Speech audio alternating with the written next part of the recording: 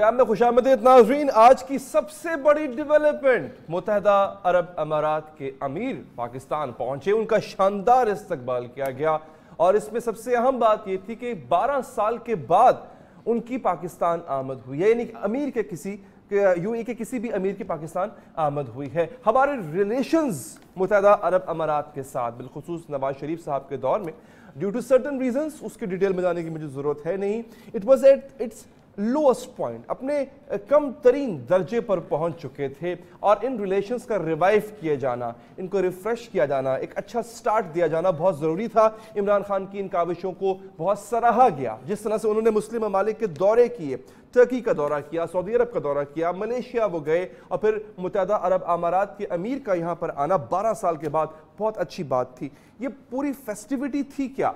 मैं एक रिपोर्ट आप तक पहुँचाता हूँ, आपको एक अंदाज़ा हो जाएगा। इसके कुछ एस्पेक्ट्स, कुछ पहलू ऐसे हैं जिन पे आज सबसे तनकीद हो रही है और आज प्रोग्राम में हम शामिल करेंगे उस तनकीदी पहलू को कि आना तो बहुत शानदार था, उनका यहाँ से जाना बहुत ही गैर मामूली तरीके से हुआ। उसकी कहानी क्या है वो पसे पर्दा बात आपको बताएंगे, पहले वो रिपोर्ट देखिए आप।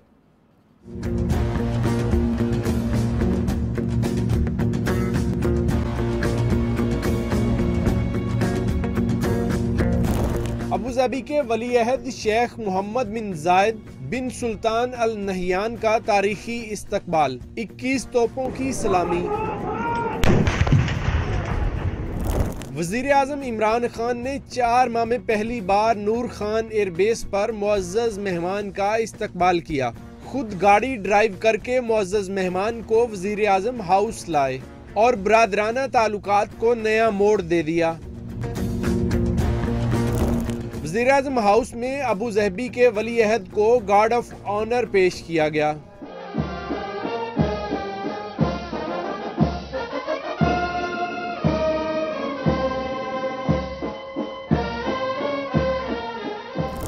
मुअज़्ज़ज़ मेहमान को जेएफ थंडर तैयारों ने भी सलामी पेश की।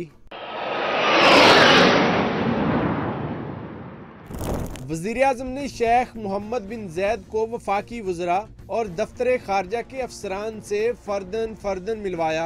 अबू धाबी के वली अहद के लिए पीटीआई सरकार ने पहली बार एक दिन के लिए वज़ीर आज़म हाउस खोला और वहां मुअज़्ज़ज़ मेहमान को ज़ोहराना दिया गया। जनाब, दौरे का आगाज आपने देख लिया, शानदार आगाज है। 21 तोपों की सलामी दी जा रही है, जो है वो JF-17 थंडर तैयारे वो सलामी दे रहे हैं। हर तरह से जो डिजर्व करता है एक ऐसा फॉरेन डिग्निटरी, और ख़ास तौर पे अगर दोस्त मुल्क और यूएई का मुल्क उसका सरबरा 12 साल बाद अगर आ रहा हो, जैसा इस्तकबाल किया जाना चाहिए था वैसा किया। अब सवाल यहाँ पर यह है कि जाते जाते आखिर इतनी खामोशी क्यों थी?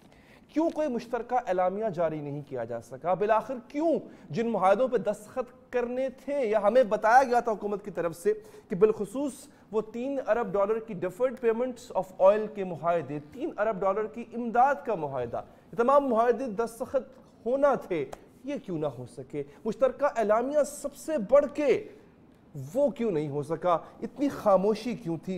ये खामोशी से ये विजिट इख्तिताम पजीर क्यों हुआ? ये कुछ सवालात ऐसे हैं जिनके जवाब ढूंढना जरूरी। नाज़रीन, जहां पर हम बात कर रहे हैं शेख मोहम्मद बिन जायद अल नहयान के इस दौरे की, वहां पर जरा थोड़ी सी गुफ्तगू इमरान खान साहब के हालिया दौरों पर भी हो जाए। टर्की का दौरा, जिसको अपोजिशन ये कह रही है इट वाज अ फेलियर, इसको नाकाम दौरा करार दिया गया है। हम इसको इस स्वीपिंग स्टेटमेंट को माना भी नहीं जा सकता। एक दूसरा हल्का वो कहता है कि नहीं, टर्की के साथ मामलात पहले से ज़्यादा बेहतर किए हैं इमरान खान साहब ने। लेकिन एक छोटी सी चीज़ बिल्कुल हट के आप तक पहुंचाना चाहता हूं। एक साहब हैं, उन्होंने एक कॉलम लिखा किसी एक वेबसाइट पे, नज़र से गुजरा कॉलम, लेकिन वो मुझे ऐसा लगा, ऐसे ढेरों हज़ारों कॉलम डेली लिखे जाते हैं और इन साहब की जो जानिबदारी है, बायसनेस है, वो इस कॉलम में आया थी। वो कहते हैं तुर्की में नीला रंग गुस्सा और बेजारी की अलामत समझा जाता है। आगे लिखते हैं प्लांटेड वज़ीर आज़म के इस्तकबाल के लिए अहलियान तुर्की ने जो कालीन बिछाया वो नीले रंग का था। मैंने कॉलम को इससे आगे पढ़ना गवारा ही नहीं किया, क्योंकि इन साहब ने जहां प्लांटेड वज़ीर आज़म लिखा तो बतौर कॉलमनिस्ट इन्होंने अपनी जानबदारी को इस हद तक वाजे कर दिया कि मैंने गवारा ही नहीं समझा कि इन साहब को दोबारा पढ़ने की जहमत की जाए। लेकिन जो बात जहन में मेरे बैठ गई कि क्या वाकई नीला रंग बेजारी की अलामत है? क्योंकि हमने जहां भी देखा, जहां भी सुना, وہ یہ سنا کہ جب کسی کا استقبال کیا جاتا ہے ہم عموماً کہتے ہیں جناب آپ تشریف لائیں, ہم آپ کے لیے ریڈ کارپٹ بچھائیں گے, ریڈ کارپٹ آپ کو ہم دیں گے, استقبال دیں گے. تو ریڈ کارپٹ عموماً جو ہے وہ ایسے بڑے اہم لوگوں کے لیے, یا آپ نے جس کو عزت سے نوازنا ہو, آپ نہ بھی اصل میں ایسا کریں مگر استعارن آپ کہتے ہیں کہ آپ کے لیے ہم سرخ قالین بچھا دیں گے. لیکن عمران خان صاحب کے لیے سرخ قالین کیوں نہیں بچھایا گیا, عمران خان صاحب کے لیے نیلا قالین کیوں بچھایا گیا؟ یہ بڑی اہم بات تھی. اس کو پھر ہم نے ٹٹولا, اس پہ تھوڑی سی ریسرچ کی تو پتہ یہ چلا. اب یہ ایک اور ویب سائٹ ہم نے کھولی اور ہم نے اس سے جو چیزیں سامنے ہمارے آئیں, وہ کہتا ہے کہ symbolism of colours and colours meanings around the world. مختلف ممالک میں رنگوں کی اہمیت اور رنگوں سے وہ کیا مطلب لیتے ہیں اس کا یہاں پہ ذکر کیا گیا. اب وہ جہاں پہ مختلف ممالک کا وہ ذکر کر رہا ہے وہ یہ کہہ رہا ہے کہ جناب جو نیلا رنگ ہے وہ ابھی میرے سامنے, جی ہاں, اب اس کے اگلے حصے میں جہاں وہ مختلف رنگوں کے بارے میں بتا رہا ہے وہ بلو کلر کے بارے میں, نیلے رنگ کے بارے میں بتاتا ہے کہ blue is considered the safest colour choice around the world. یہ پہننے کے حوالے سے ہے. It has many positive associations بھی ہیں. لیکن ٹرکی, ہاں ٹرکی میں اب یہاں پہ تھوڑی سی مختلف چیز ہے کہ ہر ملک رنگ کو اپنے حساب سے دیکھتا ہے. تو باقی ممالک میں نیلے رنگ کو ایک سیف کلر, ایک پازیٹیو رنگ کے طور پہ لیا جاتا ہے. لیکن کچھ ممالک ایسے ہیں, وہ کچھ ممالک کون سے ہیں؟ ان میں ہے ترکی, گریس یعنی یونان, اور ایران اور افغانستان اور البانیہ, جہاں پہ نیلے رنگ کو اچھے معنوں میں نہیں دیکھا جاتا, نہ ہی اس کو پازیٹیو وے میں پرسیو کیا جاتا ہے. وہ کہتا ہے in some countries blue symbolizes healing and evil repellence. کچھ ممالک میں نیلا رنگ جو ہے وہ نظر بد سے دور کرنے کے لیے نیلا رنگ استعمال, جسے نظر وٹو کہہ لیں آپ, کیا جاتا ہے. believed to protect against the evil eye are common sights in Turkey, Greece, Iran, Afghanistan and Albania. یعنی کسی بری چیز کو دور کرنا ہو تو نیلا رنگ اس کے لیے استعمال کیا جاتا ہے. I am putting this question in front of you. آپ نے خود فیصلہ کرنا ہے کہ ریڈ کارپٹ استقبال کیوں نہیں کیا گیا. اچھا اب یہ بھی کہا جا سکتا ہے کہ نہیں جناب ترکی میں تو ایک روایت ہے وہاں پہ کرتے ہی نیلے رنگ کے ساتھ, نیلے رنگ کے کارپٹ کے ساتھ استقبال کیا جاتا ہے. نہیں, ایسا نہیں ہے جناب, بالکل بھی ایسا نہیں ہے. پرائم منسٹر مودی, بھارت کے وزیر اعظم, جب وہ ٹرکی پہنچتے ہیں تو یہ ویڈیو چلائیں پروڈیوسر صاحب, دکھائیں ان کا استقبال کس والہانہ انداز میں کیا جاتا ہے اور کس رنگ کے کارپٹ کے ساتھ کیا جاتا ہے, وہ نمایاں ہے. پہلی بات تو یہ عمران خان صاحب کا استقبال جو کہ وزیر اعظم تھے وہ ایک ملک کے, ان کا استقبال ایک کیبنٹ منسٹر نے کیا, خود وہاں کے صدر یا وزیر اعظم استقبال کرنے نہیں گئے. لیکن اب آپ یہ ویڈیو دیکھ رہے ہیں جس میں پرائم منسٹر مودی جہاز سے اتر رہے ہیں ایئرپورٹ پہ, اور ان کا استقبال جو ہے ایک تو ریڈ کارپٹ سے کیا جاتا ہے, اور جو ہے آپ یہاں پہ دیکھیں گے کہ ان کے جو ڈگنیٹریز ہیں, جو ان کی کیبنٹ لیول کے لوگ ہیں بڑے, وہ آ کے پرائم منسٹر مودی کا استقبال کر رہے ہیں. جبکہ اس کے برعکس جو ہے وہ عمران خان صاحب کا استقبال ہمیں بتایا گیا کہ فارن سروسز کے ایک افسر نے کیا تھا, کسی کیبنٹ ممبر نے بھی, مجھے بتایا گیا, مجھے کریکٹ کیا گیا ہے, وہ نہیں کیا گیا. لہذا جناب یہ تمام چیزیں میں نے آپ کے سامنے رکھ دی ہیں جناب. اب ہم تھوڑی سی آج کے جو اہم ڈیولپمنٹ ہے اس پہ ہم بات کریں گے. ایک اور چھوٹی سی چیز میں آپ تک پہنچا دوں اپنے مہمانوں کے پاس جانے سے پہلے. ایک اور تنقید کی گئی, ایک تصویر وائرل ہے ایک دو دنوں سے.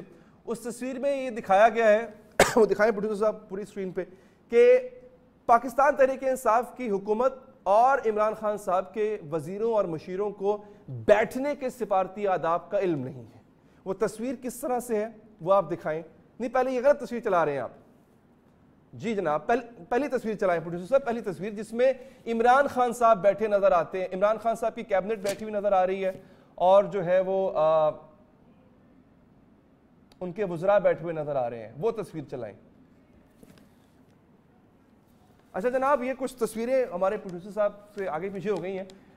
وہ تصویر کیا ہے وہ آپ کے ذہن میں ہے. وہ تصویر کہ عمران خان صاحب طیب اردگان صاحب کے ساتھ بیٹھے ہوئے ہیں, اور اس تصویر میں ان کے کچھ مشیر, کچھ ان کے وزراء جو ہیں وہ ٹانگ پہ ٹانگ رکھ کے بیٹھے ہوئے ہیں, اور ان کے بارے میں کہا جا رہا ہے کہ جناب ان کو سفارتی آداب کا بالکل بھی پتہ نہیں ہے. اب اس کے جواب میں جو تصویریں میں آپ کو دکھانے جا رہا ہوں تو اب مجھے نہیں پتا اس سے کیا اخذ کیا جائے. تو جو لوگ اسی طرح بیٹھے ہوئے ہیں جس طرح کہ عمران خان صاحب کے مشیر بیٹھے ہوئے تھے تو اس کا مطلب ہے کہ ان کو بھی سفارتی آداب کا پتہ نہیں ہے. اوباما صاحب میٹنگ کر رہے ہیں نواز شریف صاحب سے, دکھائیں پروڈیوسر صاحب اوباما صاحب کی میٹنگ. یہ چلیں ہم کو یہ دکھا دیتے ہیں پہلے ہم آپ کو. یہ ہے جناب, یہ اوباما صاحب کی تصویر ہے, نواز شریف صاحب ان کے وزراء بیٹھے ہوئے ہیں اور اوباما خود بھی ٹانگ پہ ٹانگ رکھ کے بیٹھے ہیں, ان کے وزراء بھی ایسے ہی بیٹھے ہوئے ہیں. ٹھیک ہے جناب, اگلی تصویر چلائیں پروڈیوسر صاحب, اور اپنی مرضی سے چلائیں, پھر میں بتا دوں گا, میرے کہنے میں تو آپ نے چلانی نہیں ہے. یہ جناب سشما سوراج صاحبہ بیٹھی ہیں, مریم نواز شریف صاحبہ وہ بھی اسی پوزیشن میں بیٹھی ہیں. لیکن چلیں کہہ سکتے ہیں کہ مریم صاحبہ کے پاس کوئی پورٹ فولیو نہیں تھا, وہ ذاتی حیثیت میں ملاقات کر رہی تھی ان سے, لیکن بیٹھنے کا انداز سفارتی ہرگز نہیں ہے. اگلی تصویر چلائیں جناب, بھٹو صاحب کی تصویر چلائیے. یہ تو ہو چکا, یہ تو ہو گیا. بھٹو صاحب کی تصویر جو ہے وہ بھی ابھی آئے گی.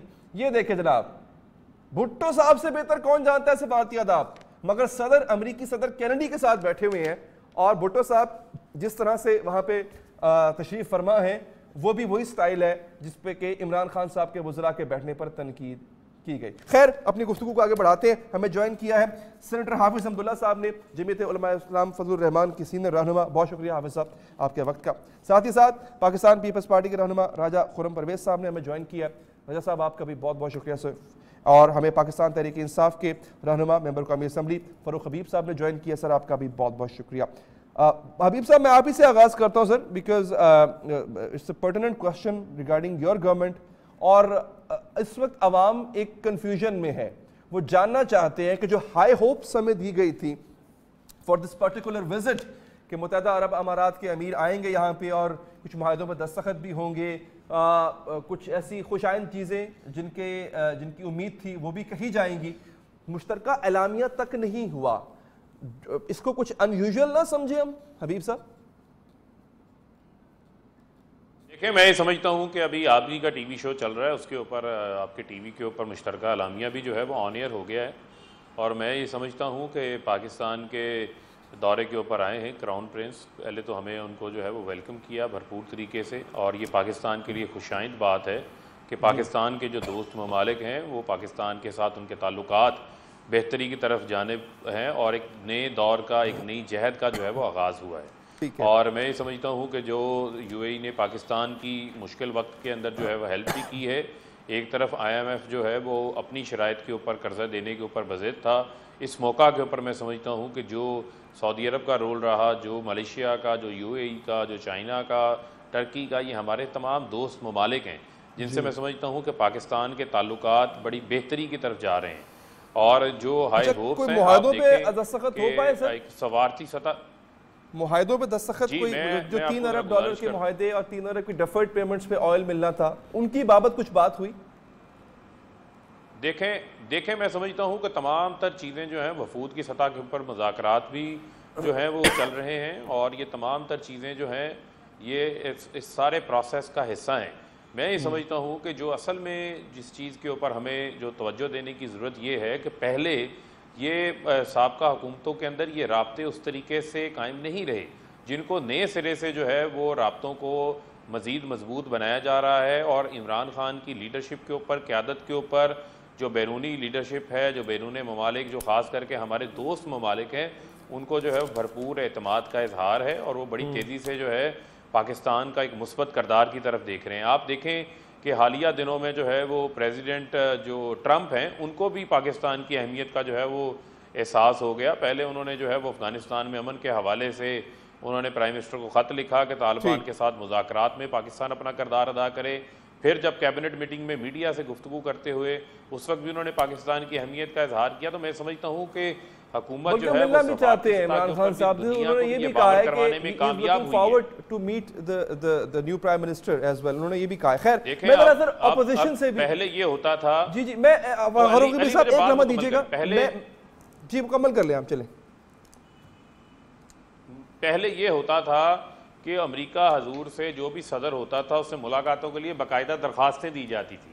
اب معاملہ الٹ ہے, جب ٹرمپ کو جواب دیا گیا پاکستان کی جانب سے تگڑے انداز کے اندر پاکستان کی قربانیاں دہشت گردی کی جنگ کے خلاف, اب وہ انتظار کر رہے ہیں کہ وہ پاکستان کے ساتھ مل کے جو ہے وہ کام کرنا چاہتے ہیں. پوائنٹ کلیئر ہو گیا. ادھر اپوزیشن سے پوچھ لیتے ہیں کہ وہ سیٹسفائی ہیں کہ نہیں آپ کی ڈپلومیسی سے. حافظ صاحب, سر کچھ سوالات ہیں آئی بروز ریز ہوئی ہیں.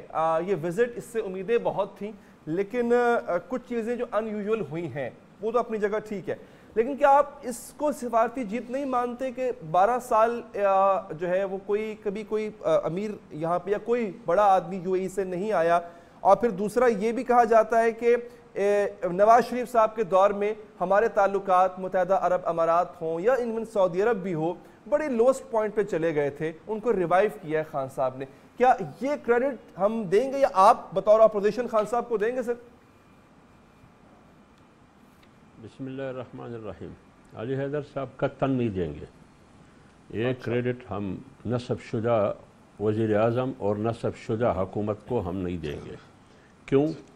آپ ذرا وہ ویڈیو کلپس بھی چلائیں کہ نصب شدہ وزیر اعظم سے پہلے ہمارے chief of army staff general Bajwa جاتے ہیں, اس کے بعد پھر نصب شدہ وزیر اعظم جاتا ہے سعودی عرب, اور اسی طرح یو اے ای ہمارے chief of army staff general Bajwa جاتے ہیں, اس کے بعد نصب شدہ وزیر اعظم جاتے ہیں. چین میں بھی ہمارے chief of army staff general Bajwa صاحب جاتے ہیں, اس کے بعد نصب شدہ وزیر اعظم جاتے ہیں. اور اسی طرح کرتاپورہ میں پہلے جنرل باجوہ جاتے ہیں, پھر اس کے بعد صدو سے بات کرتے ہیں, پھر اس کے بعد وزیر اعظم ساتھ ہوتے ہیں. Foreign policy G H Q جو ہے وہ چلا رہا ہے. اس لیے وہ پھر جو بھی تشریح آپ کرتے ہیں, اگر میں غلط بیانی کرتا ہوں تو آپ مجھے میری درستگی کریں. اگر صورتحال یہ ہے اور حقیقت بھی یہی ہے, پھر آپ مجھے بتایا کہ جمہوری حکومتوں میں اور جمہوری ریاستوں میں جہاں حکومت ہو جو اپنے آپ کو جمہوری کہتے ہیں اور پارلیمنٹ ہو, وہاں پالیسیاں کہاں بنتی ہے, فیصلے کہاں ہوتے ہیں, اور معاہدے کون کرتے ہیں, بیرونی ممالک اور دوسرے ممالک سے باتیں کون کرتے ہیں. آپ چلیں یہ بتا دیں عابد صاحب, یہ جو کچھ بھی ہوا, ترکی گئے, چائنا گئے, ملیشیا گئے, کچھ ایسا ہوا ہے جو غلط ہوا ہے آپ کو لگتا ہے نہیں ہونا چاہیے تھا؟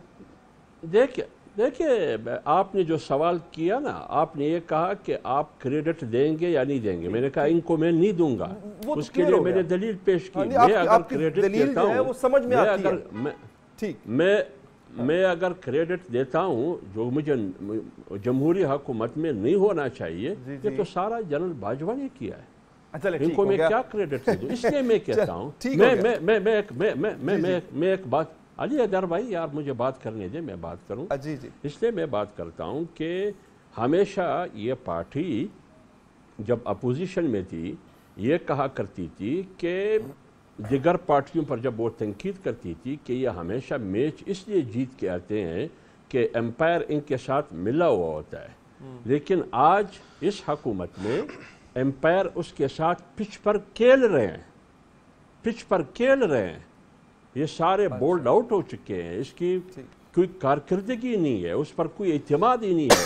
اس لیے امپائر خود کھیل رہا ہے. وہ امپائر کی میں بات کر رہا ہوں جس امپائر کی انگلی کی 126 دن کے دھرنے میں وہ بات کرتے تھے. سر آپ کا یہ پوائنٹ کلیئر ہو گیا, آپ کریڈٹ بالکل نہیں دینا چاہتے ہیں عمران خان صاحب کو, آپ یہ کریڈٹ جو ہے کہیں اور دیتے ہیں اور سمجھتے ہیں کہ وہ پہلے معاملات جا کے سیدھے کرتے ہیں.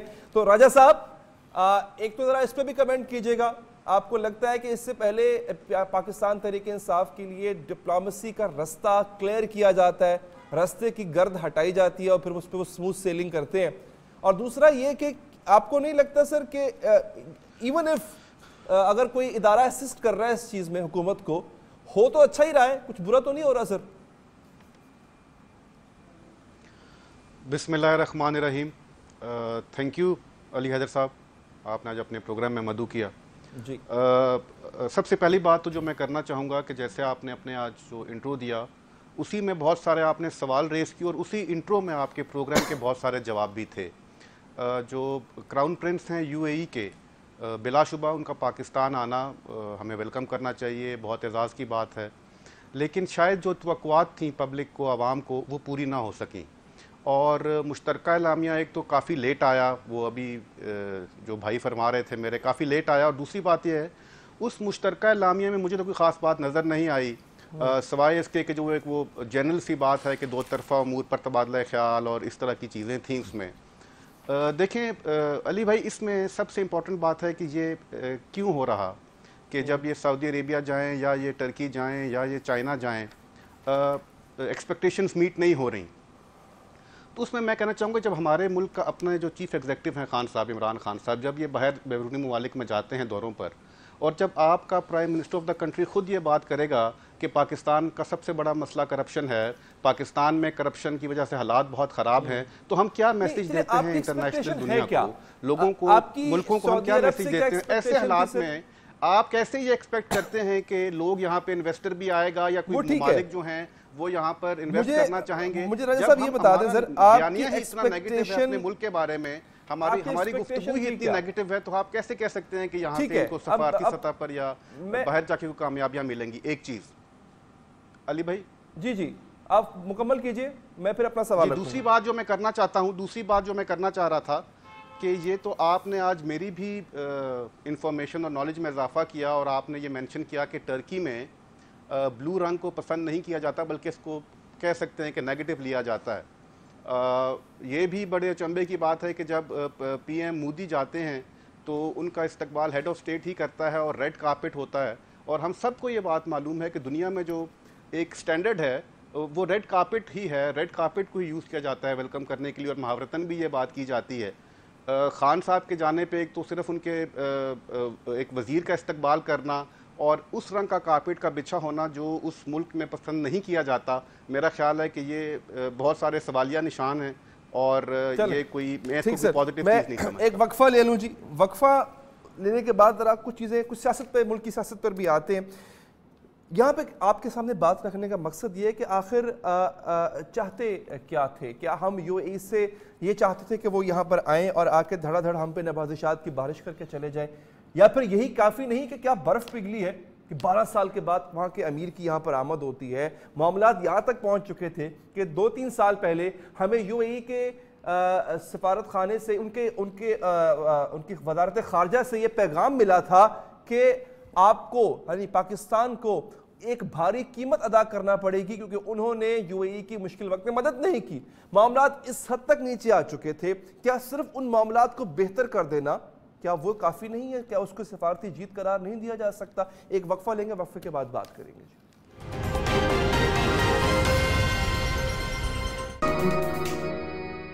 के बाद हाजिर है, जरा मुल्क की सियासत पर बात कर लेते हैं। मौलाना फजल रहमान साहब ने मीडिया टॉक करते हुए कुछ शिकायतें भी की, कुछ दिल की भी कही। उन्होंने क्या कहा वो एक दफ़ा सुन लें तो ज़रा उस पर गुफ्तगू करेंगे। कोई रास्ता नहीं है इस इख्तिलाफ की जमातों के पास, और हम तो मुस्लिम लीग नून के मुंतज़र हैं। जब लीडर ऑफ द अपोजिशन को हमने यहाँ से पैगाम भेजा और फिर मैंने टेलीफोन पर भी उनसे बात की कि आप चूँकि लीडर ऑफ द अपोजिशन हैं, आप तमाम अपोजिशन पार्टी भी वहाँ सरबराहान मौजूद हैं, पार्लियामान लीडर्स मौजूद हैं, उनके बशमूल आप एक हिकमत अमली वज़ा करके तजावीज़ मुरतब कर लें ताकि उन तजावीज़ पर फिर हम एक APC का एहतमाम कर सकें। मसला यह है जी कि ज़रदारी साहब कभी तैयार हो जाते हैं, फिर मुस्लिम लीग वाले तैयार नहीं होते, जब मुस्लिम लीग वाले तैयार हो जाते हैं तो फिर ये तैयार नहीं होते। तो ये जो कभी कुर्ब कभी बहुत, ये सिलसिला ख़त्म हो जाना चाहिए और अब हमें एक मुश्तरका हिकमत अमली पे क्या हमने उस वक्त इकट्ठा होना है जब हम सब जेलों में चले जाएंगे, और उसके बाद फिर हम कहेंगे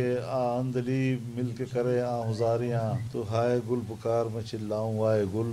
अपोजिशन जो है वो लीडर ऑफ द अपोजिशन को पब्लिक अकाउंट कमेटी का चेयरमैन बनाने में कामयाब हो गई, कोई इख्तिलाफ नहीं किया उन्होंने, और अपना पूरा प्रेशर डाला, और पीपल्स पार्टी भी उस प्रेशर डालने में मुकम्मल तौर पर साथ थी, तब जाकर ये मुहिम सर हुई। तो इस लिहाज से कोई ऐसी नाउमीदी की बातें नहीं है, सिर्फ फैसला करने की हिम्मत चाहिए बस। मैं जनाब जो अखज़ में कर पाया हूँ मौलाना साहब की गुफ्तगू से, वो तमाम अपोजिशन जमातों को एक प्लेटफॉर्म पे इकट्ठा करना चाहते हैं। एक बड़ी अहम जुमला, बहुत अहम बात उन्होंने कह दी कि क्या हम सब उस वक्त इकट्ठा होंगे जब हम सब जेलों में चले जाएंगे। अच्छा, मैं एक छोटी सी और गुफ्तगू आपको सुना दूँ। मुशाहिदुल्लाह साहब और राना सनाउल्लाह साहब जो हैं वो आपस में गुफ्तगू कर रहे थे प्रेस कॉन्फ्रेंस से पहले। उस गुफ्तगू का ताल्लुक इससे नहीं, लेकिन उसके आखिर में जो हिस्सा है उसका ताल्लुक कहीं ना कहीं मौलाना साहब की गुफ्तगू से जा मिलता है। ज़रा एक दफ़ा सुन लें, फिर मैं यहाँ से बहस को आगे बढ़ाऊँगा जी। वैसे जो है ना एटीट्यूड वो बड़ा पॉलिटिकल है, क्या ख्याल है? हाँ, मेरे हिसाब से उसका बेहतर है, बहुत बेहतर। लेकिन एक होता है ना आदमी का माफी ज़मीर, कि आदमी जो बयान करना चाहता है वो उर्दू में नहीं वो कर सकता। हाँ, ये इसको प्रॉब्लम है, लैंग्वेज का प्रॉब्लम है, अदरवाइज ठीक है, हो जाएगा, सेट हो जाएगा। देखें ना, जुल्फ़िकार अली भुट्टो, बेनज़ीर भुट्टो, इन सबको تھا یہ ایک زمانے میں یہ پرابلم تھا لینگویج کا، لیکن ویسے اوور کم کر لیا تھا. لیکن بات یہ ہے کہ اس فیملی کو بچے کا شروع سے پتا ہو کہ اس نے آگے چل کے کیا کرنا ہے. اسے تو چاہیے تھا نا کہ اسے پاکستان کے اسکولوں میں پڑھاتے. یہ بات تو دور اندیشی کی بات ہے نا. نہیں تو دور اندیشی وہ جس نے جنہوں نے دور اندیشی کا مظاہرہ کرنا تھا انہوں نے کسی اور چیز میں دور اندیشی کا مظاہرہ کیا. اب یہ بات ازرہ تفنن کہہ گئے مشاہد اللہ خان صاحب کہ جنہوں نے دور اندیشی یعنی زرداری صاحب نے دور اندیشی کا مظاہرہ کرنا تھا وہ کسی اور چیز میں دور اندیشی کا مظاہرہ کر گئے. انہوں نے چوٹ کہیں اور لگائی ہے. سمجھ آپ بھی گئے, سمجھ ہمارے شرکاء بھی گئے. تو حافظ حمداللہ صاحب عرض سر یہ ہے, آپ اکٹھا کرنا چاہ رہے ہیں سب کو ایک پلیٹ فارم پہ.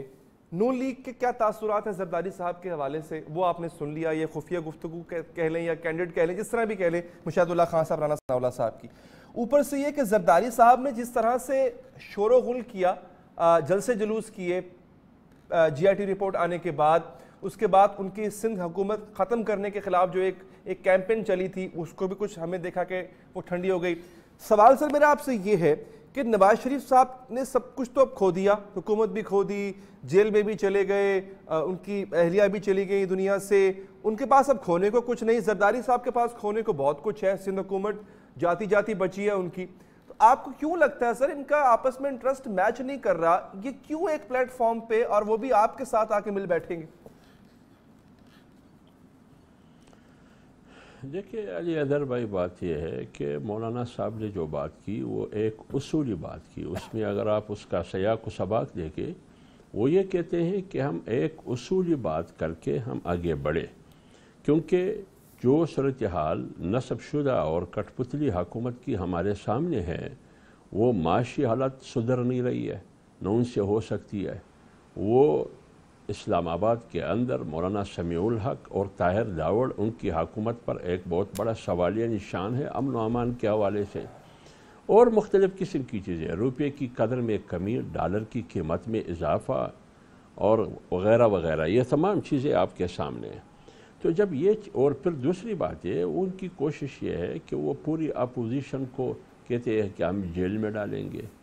تو اس طریقے سے اگر وہ کرتے ہیں کہ حکومت بھی نہیں سنبھال سکتے وہ, باوجود اس کے کہ میں نے آپ کو کہا کہ امپائر باقاعدہ کھیل میں شامل ہے پچ پر ان کے ساتھ, وہ نہیں کر سکتے. تو مولانا صاحب جو اصولی بات کرتے ہیں کہ کبھی نواز شریف صاحب دور, کبھی آصف علی زرداری صاحب دور, قربت اور دوری, قربت اور دوری. مولانا صاحب کی کوشش یہ ہے کہ ملک کی موجودہ حالات, ملک کی سیاست, ملک کی جمہوریت اور ملک کی استحکام کا تقاضا یہ ہے کہ اپوزیشن متحد ہو, ایک پلیٹ فارم پر ہو.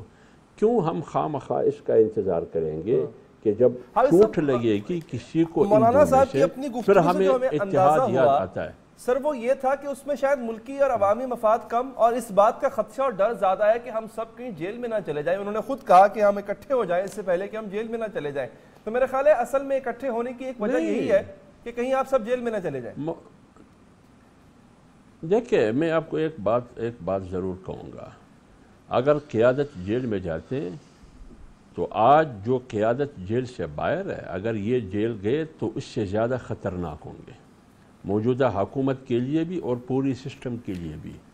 یہ حکومت ازما کے دکھا ہے, جو قیادت جیل میں ہے وہ تو ہے, جو قیادت بعد میں وہ جیل جانے کی منصوبہ بندی کر رہے ہیں ان کو لے جانے, تو یہ زیادہ خطرناک. سر ہم نے تو یہ دیکھا کہ جو قیادت جیل میں گئی اس کے بعد اس نے ٹویٹ کرنا ہی بند کر دیے.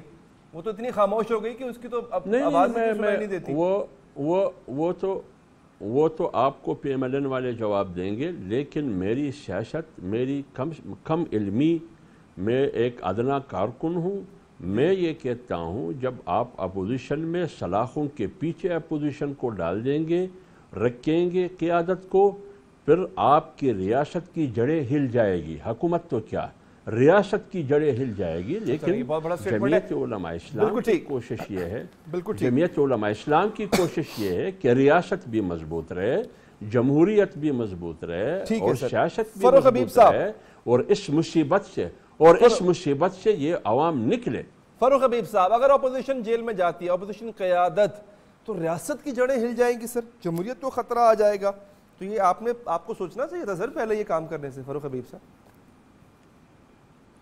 دیکھیں میں یہ سمجھتا ہوں کہ اب چوروں کا ٹولہ اکٹھا ہوا ہے جن کو احتساب کا خوف ہے. مجھے یہ بتائیں کہ مولانا فضل الرحمان صاحب نے اگر کوئی غلط کام نہیں کیا, اگر انہوں نے کوئی لوٹ مار نہیں کی, تو ان کو کس چیز کا خوف ہے؟ اصل میں ان کا پرابلم یہ ہے کہ یہ پہلی حکومت ہے جس حکومت کے اندر مولانا صاحب جو ہے وہ اسمبلی میں بھی نہیں پہنچ سکے, عوام نے ان کو مسترد کیا. اسی طرح جو ہے وہ پھر انہوں نے صدارتی الیکشن کے اندر قسمت آزمانے کی کوشش کی, نہ ان کا آصف علی زرداری نے ساتھ دیا, وہ کہتے ہیں امپائر ملا ہوا تھا اس لیے ایسا ہوا. اب انہیں جو ہے اب انہیں کشمیر کمیٹی بھی نہیں ملی, اب انہیں ڈیزل کے پرمٹس بھی نہیں ملے, اب انہیں جو ہے وہ بڑا منسٹر کالونی کے اندر گھر بھی نہیں ملا. تو یہ تمام تر چیزیں جو ان کے لیے آسانیاں اور آسائشات تھی وہ اب ان کو مس کر رہے ہیں. اس وجہ سے وہ چاہتے ہیں کہ کسی طرح وہ کوئی سازش تیار کریں. میں سمجھتا ہوں کہ پاکستان کی جمہوریت پاکستان کی عوام سے ہے, اور عوام نے جمہوری عمل سے اختیار کرتے ہوئے انتخابات کے اندر پاکستان تحریک انصاف کو موقع دیا, عمران خان کو وزیر اعظم بنایا. اب آپ 5 سال صبر کریں, ویٹ کریں. ان لوگوں کو اسلام کی فکر نہیں, ان لوگوں کو اسلام آباد کی زیادہ فکر رہتی ہے. یہ چاہتے ہیں ہم اقتدار کے اندر رہیں. جس طرح مچھلی پانی کے بغیر نہیں رہ سکتے, یہ اقتدار کے بغیر نہیں رہ سکتے. فوج کی بار بار بات کر رہے ہیں, بھائی یہ فوج پاکستان کی فوج ہے, پاکستان کی سرحدوں کی حفاظت کر رہی ہے. اس فوج نے جو ہے وہ دہشت گردی کے خلاف قربانیاں دی ہیں, اور میں سمجھتا ہوں کہ اس حکومت کے اندر اور جو میں سمجھتا ہوں ملک کے جو ادارے ہیں وہ اپنے آئینی کردار کے اندر رہ کے کام کر رہے ہیں.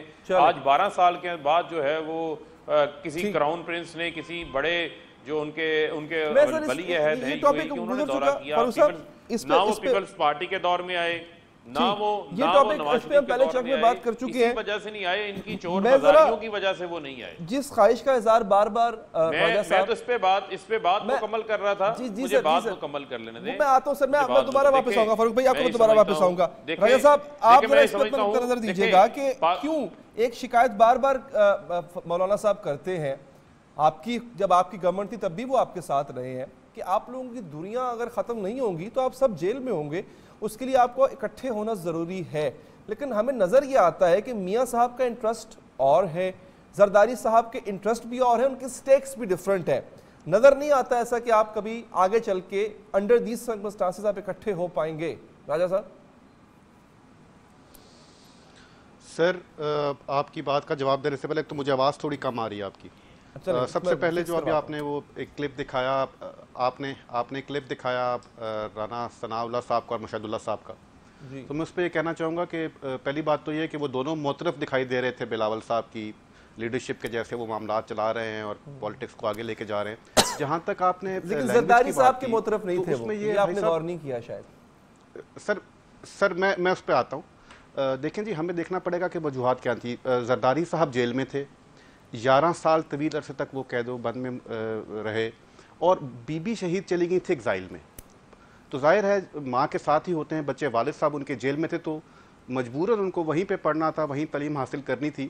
لیکن جس تیزی کے ساتھ بلاول صاحب نے امپروو کیا ہے اور جتنے اچھے وہ گفتگو کرتے ہیں, میرا خیال ہے کہ اگر کچھ اور ایک بات اور یاد رکھیے گا سر, جو رومانس ہے نا ورکرز کا, محبت ہے بلاول بھٹو صاحب کے ساتھ, وہ زبان یا لہجے کی مرہون منت نہیں ہے.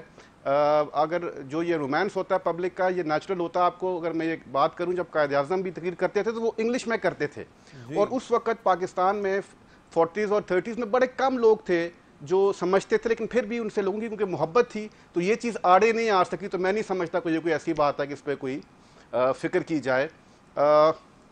ایک بات اور جو میں کرنا چاہوں گا, یہاں میرے بھائی جو ہیں فاروق صاحب, وہ فرما رہے تھے کہ چور بازاری ہے اور ان کرپشن ہے. تو پہلی بات تو بھائی یہ فیصلہ کرنے والے آپ نہیں ہیں, اور نہ ہی آپ یہ کسی پہ ایلیگیشن لگا سکتے ہیں. اگر آپ نے کسی پہ ایلیگیشن یا آپ کسی کے خلاف کوئی ایسی بات کرنا چاہتے ہیں تو کورٹس میں جائیں, اور یہ فیصلے کورٹس میں ہونے ہیں.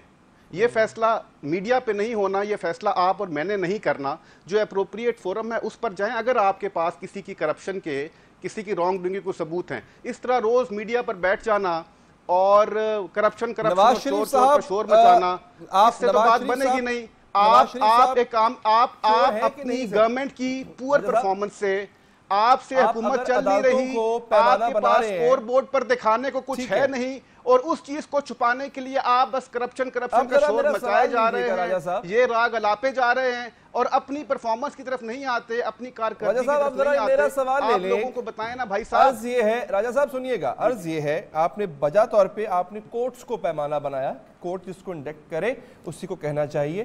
نواز شریف صاحب کو چور ڈکلیئر کیا ہے کورٹس نے، آپ ایگری کرتے ہیں بالکل کہ نواز شریف صاحب چور ہیں؟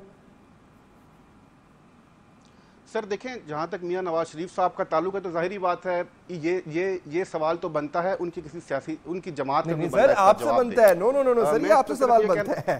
آپ نے ابھی کہا کہ آپ کسی کو جب تک کورٹ ڈکلیئر نہ کرے چور ڈاکو نہیں کہہ سکتے، نواز شریف صاحب کو کر دیا، اب ہائر کورٹ نے بھی کر دیا، نیب کورٹ نے بھی کر دیا، تو آپ اب کیوں نہیں مانتے کہ انہوں نے چوری کی؟ ابھی سٹل علی صاحب still that matter is pending in the court، ابھی بھی وہ چل رہا ہے، وہ ہائی کورٹ گئے ہیں غالباً۔ جب تک حتمی فیصلہ نہ آ جائے میرا خیال ہے کہ ہمیں گریز کرنا چاہیے کسی کو سپریم کورٹ نے کہہ دیا کہ وہ استعمال کرنے سے یا کسی کو ایکیوز بلا، سپریم کورٹ نے نااہل کہہ دیا، نیب کورٹ نے کہہ دیا کہ ایون فیلڈ ریفرنس میں آپ نے کرپشن، آپ نے جھوٹ بولا، 9A5 کے مطابق آپ کو سزا ہوئی، العزیزیہ میں کہہ دیا آپ نے کرپشن کی، اور کس قسم کے حتمی فیصلے کی آپ کو انتظار ہے سر؟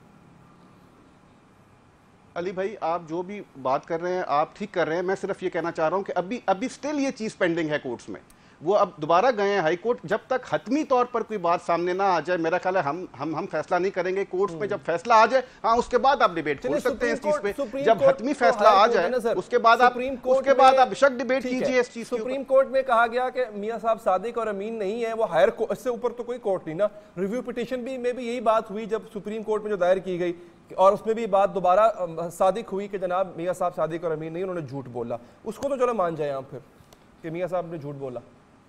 نہیں میں صرف یہ کہہ رہا ہوں کہ جب سپریم کورٹ نے بھی ریفر تو پھر نیب میں کیا نا، وہ معاملہ نیب سے ہوتا دوبارہ کورٹس میں آ رہا ہے، اس کو آخر حتمی جانے دیں آگے۔ نیب میں ایون فیلڈ کے ملکیت کے اوپر کیس چلا، that was a different case, یہ ہوا صادق اور امین ہونے پہ کیس سپریم کورٹ میں، وہ وہاں پہ ختم ہو گیا، شٹ ڈاؤن ہو گیا کیس۔ خیر چلیں ٹھیک ہے، مجھے پتہ ہے آپ کے دل میں اس کا جواب ہے پر آپ اس کا جواب دینا نہیں چاہتے۔ حافظ صاحب سر اب اگر اکٹھے نہیں ہوتی یہ دونوں بڑی جماعتیں تو سر پھر آپ کا کیا لاہ عمل ہوگا؟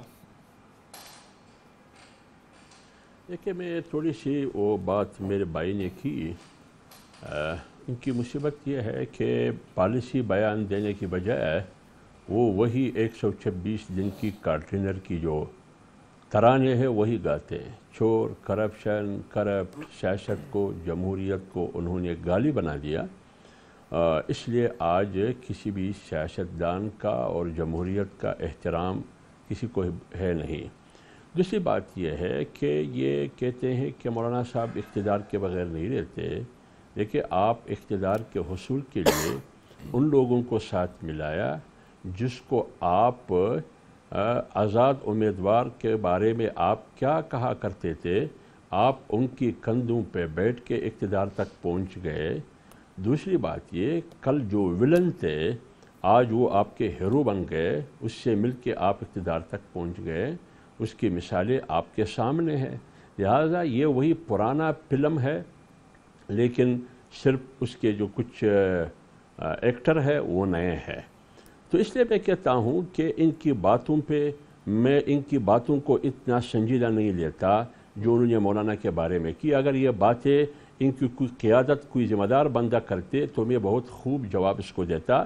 انہوں نے بات کی فوج کے بارے میں، ہمارے آرمی کے بارے میں ایک بات اس بارے میں کرتا ہوں، وہ یہ کہ یہ اپنے آپ کو اس ملک کا وفادار ثابت کرنے کی کوشش کرتے اور ہمیں ایک اینٹی اسٹیٹ ثابت کرنے کی کوشش کرتے۔